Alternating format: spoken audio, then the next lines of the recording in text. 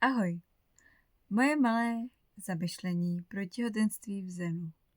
Proč někomu afirmace fungují a někomu ne?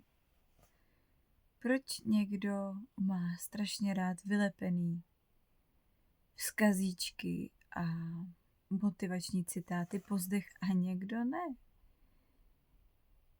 Pravděpodobně jsem došla k závěru, je to můj závěr, nevím, že je to tak, že pokud vy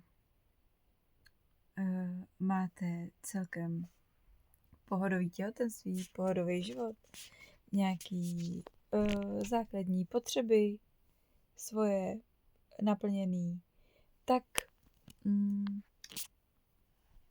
a svůj nervový systém prostě je úplně v klidu, tak pravděpodobně vám nebude vadit, když někde bude lísteček typu moje tělo, můj chrám. Protože víte, že pokud dostatečně opevčujete sebe, svoje tělo a vyživíte se dostatečně, takže je to absolutně nejdůležitější článek těhotenství, protože skrz něj přichází nový život a víte, že je to váš chrám. Ale pokud vy nemáte ty základní potřeby naplněný, nemáte kolem sebe bezpečný prostor pro sebe a svoje budoucí miminko, tak moje tělo, můj chrám, jako fakt mě to nezajímá, protože já nevím ani co zítra, nevím, to už je extrém, ale budu jíst. A nebo těch úkolů a těch povinností a to všeho, co ta žena do konce toho těhotenství má splnit, už je taková přemíra, tak moc, že vlastně ten nervový systém už to nedává. Že nějaký afirmace tohle typu opravdu vám nepřijdou důležitý. Pak se na to může ta žena podívat tak, že aby se uklidňovala a nemyslela si, že jsou to jenom takový jako prapodivný povídánky, tak může vždycky ty afirmace nebo motivační citáty začínat asi nějak takhle. Je v pořádku, že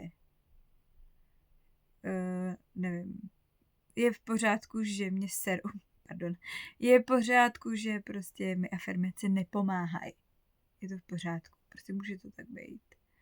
A i přesto, že žena není uvolněná a v zenu a všude vidí duhy a jednorožce, tak furt může fungovat úplně jako v pohodě bez afirmací a těch srandiček. A je v pořádku, že nejsme všichni stejný, je v pořádku, že každému funguje něco jiného, je v pořádku, je to prostě v pořádku. Ale pokud se ráda zamýšlíš nad těmahle věcma, pokud ráda kolem sebe máš spíš duhy a jednorožce nebo takový jako pozitivnější prostředí, kde se nestahují mračna, tak si můžeš stáhnout afirmace, které jsem připravila. Jsou na každý den celého jednoho měsíce a jsou rozdělený do kategorií. 7 kategorií, takže každý den má téma. A víc ti povím příště. Tak pa. A leden je o odpočívání, takže pokud jsi těhotná, tak si vůbec nevyčítej nějaký ležení v postýlce, čtení knížek a po hodinu. Tak papa.